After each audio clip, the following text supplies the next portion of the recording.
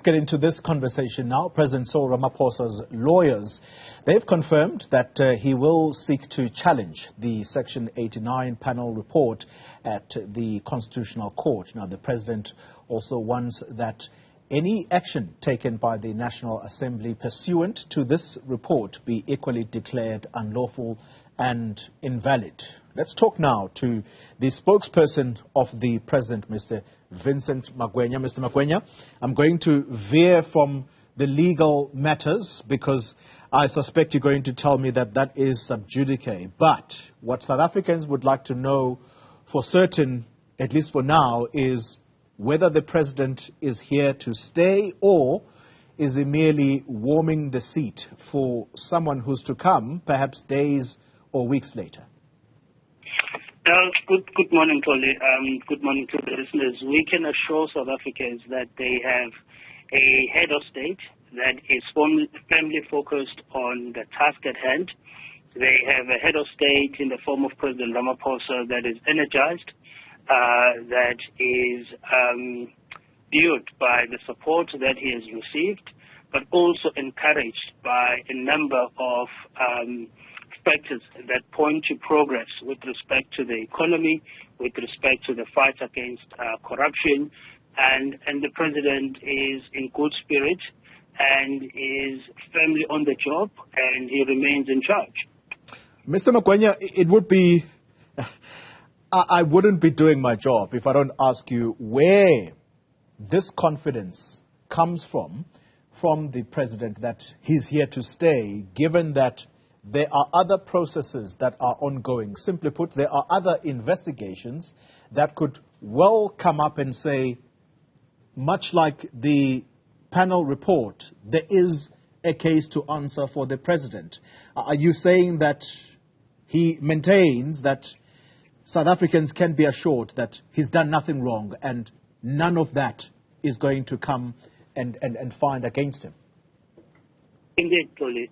The president maintains that he has done nothing wrong. We've said that over and over and again. He committed no crime. At no point in time did the president violate his oath of office or violate the Constitution. If anything, the president was a victim of crime. The processes you are referring to are part of due process, which the president has always supported and has always encouraged and subjected himself to, just like everybody else. And the president has been consistent to say he's not above the law. But at this particular time, the confidence remains. Those processes will play and will run their course, and we will deal with their outcomes and when that time comes. For now, the president is focused on his job and will continue to do so. I'm going to ask you a question around the image of the country, not just domestically for investors here, but you have ratings agencies that are looking at us from across our borders, and they are concerned about political stability in the country. But let's conclude on this Phala Phala matter.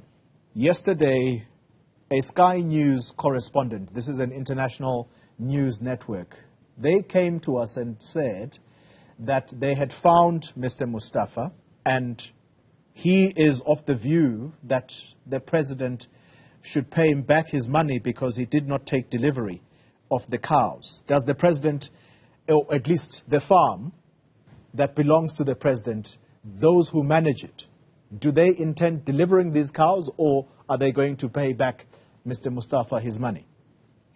So that's a matter between those that manage the farm and Mr. Mustafa.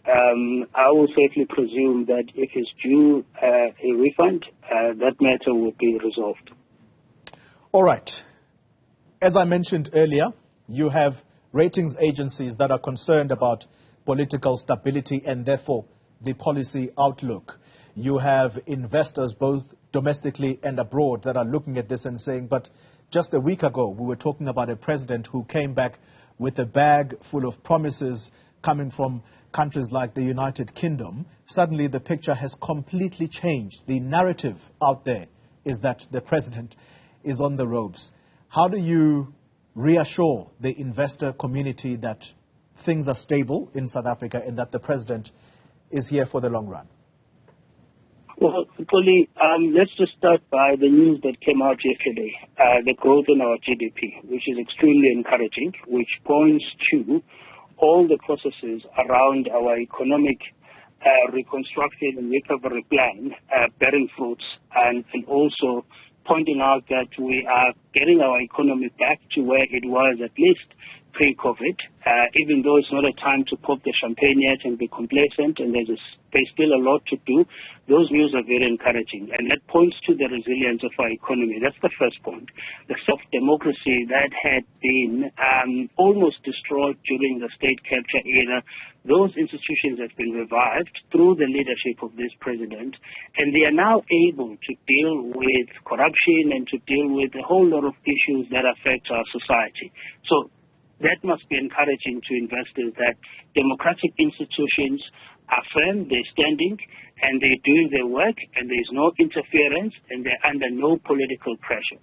The third point is that the president continues to dedicate himself not only to the growth of the economy, but also to the broad advancement of society. You look at the engagement at the World Science Forum, the engagement is going to have tomorrow at the summit aimed at empowering people living with disabilities.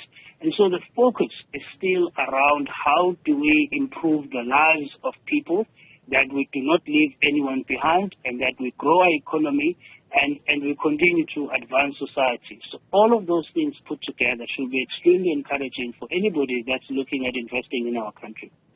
Final question to you, sir, as I let you go.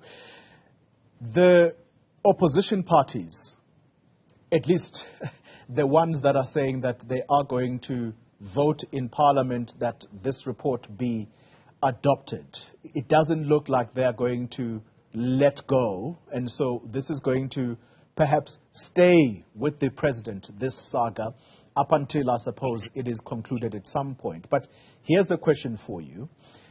At a personal integrity level, is the president comfortable with the description that is now coined by opposition parties to say this is Nkandla 2.0?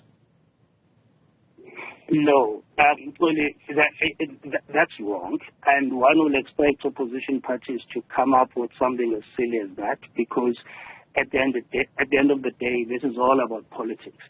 And this brings us to the reality of this whole issue, that this whole matter around Phala Phala and what happened at the president's farm is actually a political campaign against the president. The president did not commit any crime. The president was not party to any wrongdoing. If anything, he was the victim of crime at his private residence. Nkandla was another story. Others could refer to Nkandla as a broad daylight heist of public funds, in the manner in which public funds were used and abused. And that's contained in the Public Protector's report. It's not my words. And so that comparison is completely inaccurate and wrong, and does not apply, because in this case, there were no public funds involved here. The president was a victim of crime in his farm. So we'll struggle to understand how the two correlate. All right. Vincent Magwenya speaks for the President's office and joining us from Cape Town there. Thanks indeed for your time. All right. I'm out, and Hugo Ribatika is in. I'll see you tomorrow.